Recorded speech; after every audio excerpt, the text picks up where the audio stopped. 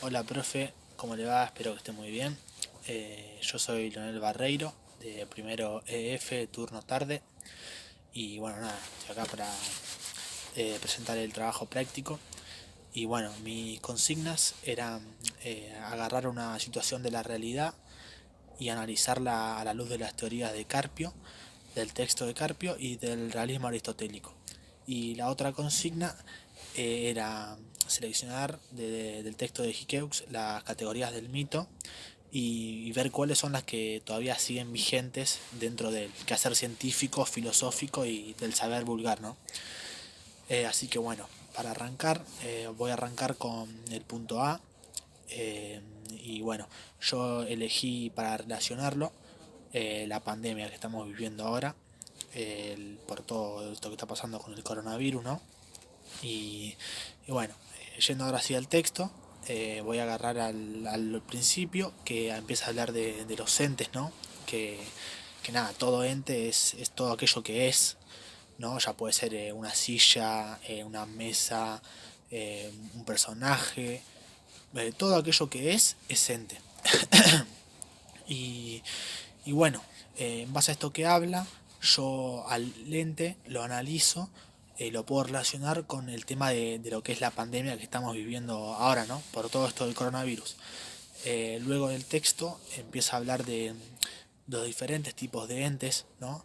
Están los ideales, están los entes de valores, y nada, los ideales son los que nosotros podemos percibir a través de los sentidos, ¿no?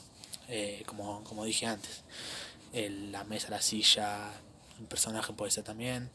Pero los entes sensibles son estos que nosotros percibimos con los sentidos. Después están los de valores, ¿no? Que, que esos ya son lo de belleza, fealdad, justicia, injusticia. Eh, y bueno, eh, en base a esos entes, ¿no? Que son los que presenta el texto, yo voy a hablar de la gente, ¿no? De la gente que está sufriendo esta pandemia. Relaciono los tipos de ente con la gente. Y bueno, nada, empezando un poco a hablar sobre lo que yo analizo, es lo de, bueno, nada, estamos viendo esto y la gente es la protagonista también, ¿no? Después del coronavirus, obviamente. Que bueno, estamos atravesando esta pandemia que no se vio nunca, ¿no? Acá en Argentina. Pero bueno, todo esto arrancó en China, en Wuhan, eh, y no se sabe bien si fue un virus que tenía un bicho, un bicho, perdón, profe, un animal que tenía un virus, ¿no? Que son lo que consumían los chinos. Y bueno, todavía no se llegó a saber muy bien, ¿viste? Pero es la teoría que está es esa, que era un murciélago prácticamente, que tenía un virus, que los chinos ahorita son de comer esas cosas medio raras y bueno, eh, el virus se fue propagando muy rápidamente por todo el mundo y nada, la gente es protagonista de esto ya que bueno, se fue contagiando por todo el mundo, ¿no? Acá en Argentina llegó un poco más tarde, pero al fin llegó. Porque bueno, no se supo hasta unos días que se pudo controlar en los países anteriores, en los países de afuera se pudo controlar bien y empezar a tomar medidas porque fue tan rápido que se fue propagando y bueno, se terminaron contagiando muchos países. Después cuando llega a Argentina, bueno, llega a Argentina y bueno, nosotros ya empezamos a tomar medidas desde un principio, ¿no? Pero ahora, ya terminando relación a estos tipos de ente, voy a ir a lo, ¿cómo se llaman? Al que empieza a surgir empieza a surgir el asombro primero, después la duda y después las situaciones límites, ¿no? Que bueno, esto viene de que nada, de la primera definición de filosofía. Que nada, que se decía que la filosofía era el saber que se ocupaba teóricamente de los entes, ¿no? Y en base a esto decía que el origen de la filosofía era arrancado con el asombro, luego venía la duda, ¿no? Y después las situaciones límites.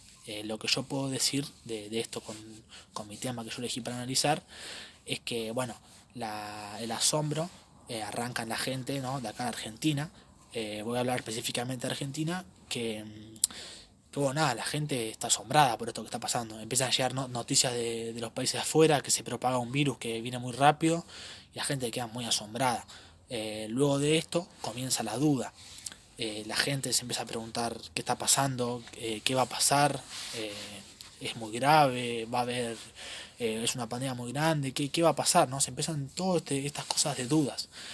Y ya luego, cuando hablamos de situaciones límites, se empieza, cuando ya estamos todos, ya sabemos toda la información que empieza a llegar eh, a través de la comunicación, se empieza a decir que, bueno, para salir a comprar se tiene que utilizar barbijo, hay que lavarse mucho las manos, porque el virus puede estar en cualquier parte y nos podemos contagiar a través de las manos.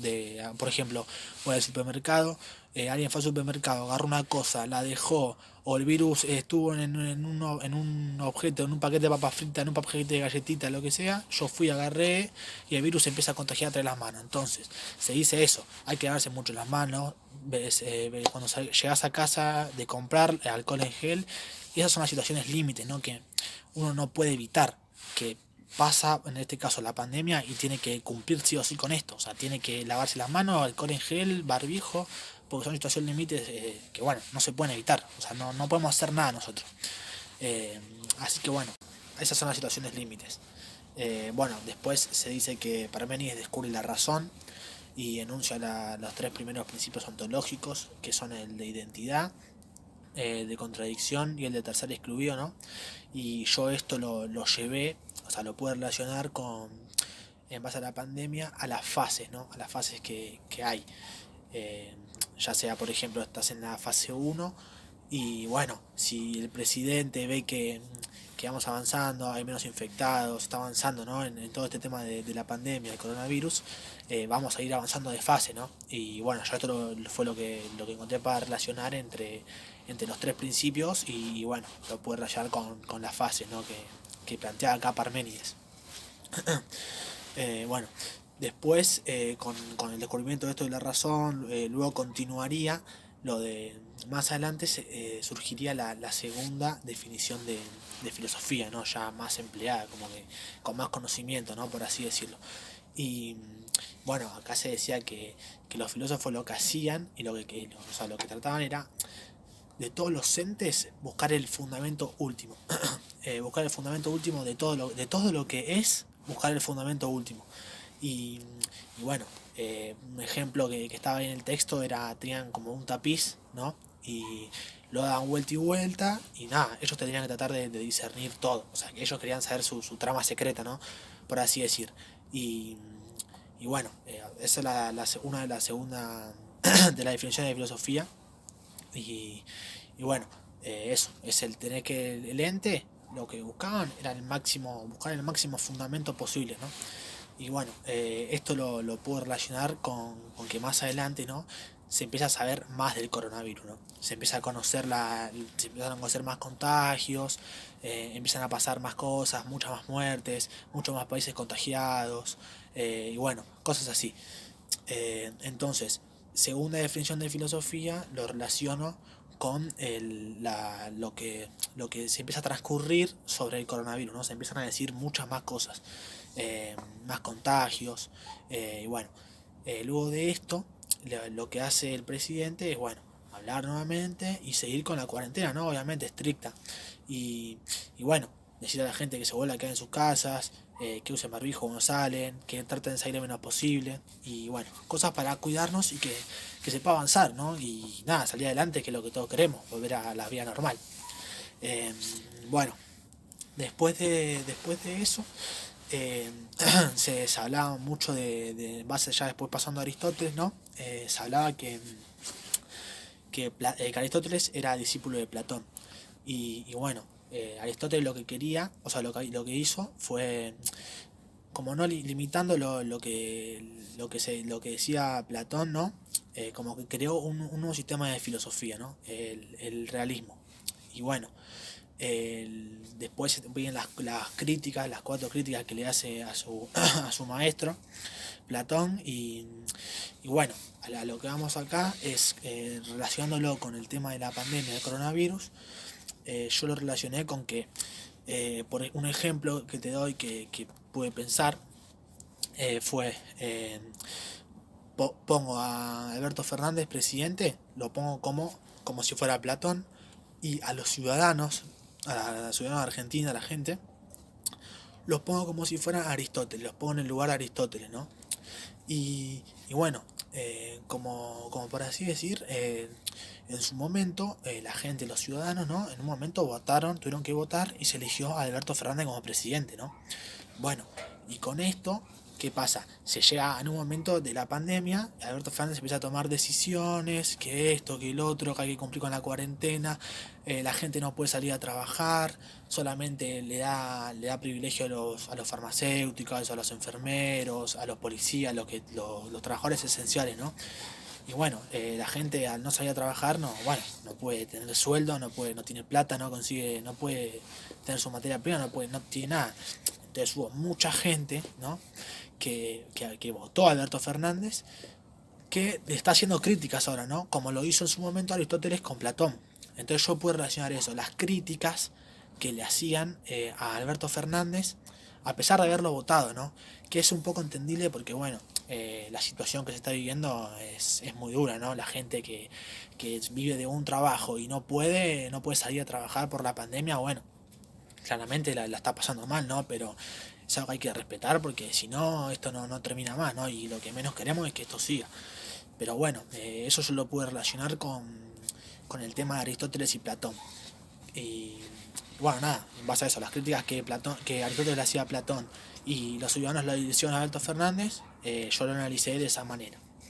Eh, Luego puse más adelante, llegaba lo de que Aristóteles había encontrado los conceptos de potencia y de acto, ¿no? Y bueno, estos dos conceptos fueron los que ayudaron eh, a descubrir el movimiento o el cambio. Que ese descubrimiento era como, por así decir, como una traba que había en los filósofos griegos anteriores, los primeros filósofos griegos, era como una traba eso, como que no sabían cuál era el porqué del movimiento del cambio. Y Aristóteles, en base a la potencia y el acto, él pudo solucionar este problema de movimiento y cambio. Y nada, se empezó a decir que el movimiento era como un pasaje del no ser al ser. Bueno, y gracias a estos dos conceptos que él pudo sacar, como por así decirlo, se destraba esto y nada, se empieza a saber más sobre el movimiento o el cambio de una cosa, ¿no? Eh, bueno, ya lo dije, es un pasaje del no ser al ser y, y bueno, nada, esto hasta acá fue lo de, lo de Carpio y lo de Aristóteles, profe. Así que nada, ahora corto este video y agrego lo de las categorías del mito, ¿sí? Bueno, profe, ahora sí paso con el punto B de las categorías del mito, que tenía que analizarlas y decir cuáles son las que todavía se siguen observando en el quehacer científico, filosófico y del saber vulgar.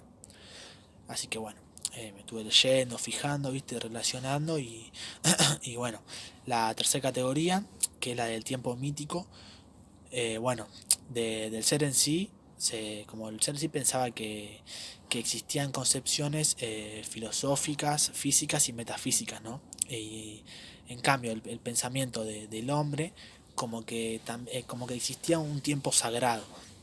Y bueno, yo considero que eso hasta el día de hoy se sigue, ¿no? Como hablando en el quehacer científico y filosófico. Después paso a la cuarta categoría, que bueno, el otro era tiempo mítico, la cuarta es espacio mítico y, y bueno, esta es más que nada lo mismo, viste, que también se usó como objeto de psicología, de física, filosóficamente también. Y, y bueno, acá como que asumía, en un momento como que asumía dos diferentes opciones, ¿no? ¿Viste? Una que era perdón, profe, la prófana y la sagrada, ¿no? Y bueno, me trabo, ¿viste, profe? Porque estoy un poco nervioso. Ya estoy terminando y me pongo nervioso, profe, disculpe. Eh, bueno, después la sexta categoría, que era la socialidad, también ya como que un poco la palabra lo dice, ¿no? Como que se decía que el mito y la religión no podían, como que tenían que ser dos teorías individuales, ¿viste? No podían ser diferentes, como que se luchaba para eso, para creer que sean las dos, que sean los dos el mismo camino, ¿no? Y, y bueno, después estaba la séptima categoría, que, que esa era la de la vida, la comunidad de la vida. Y, y bueno, en esa como que también se creía que no había diferencia entre los seres humanos, ¿viste? Entre los seres vivos, digo. Como que los humanos, los animales, las plantas, los vegetales, no, como que no había diferencia, se decía.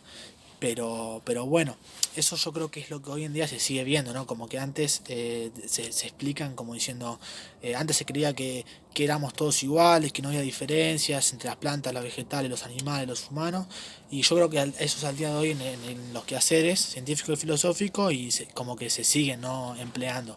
Y en el vulgar también, porque bueno, son situaciones de la vida que bueno, uno se va dando cuenta que no es lo mismo un perro que un humano o que una planta o un vegetal, ¿no?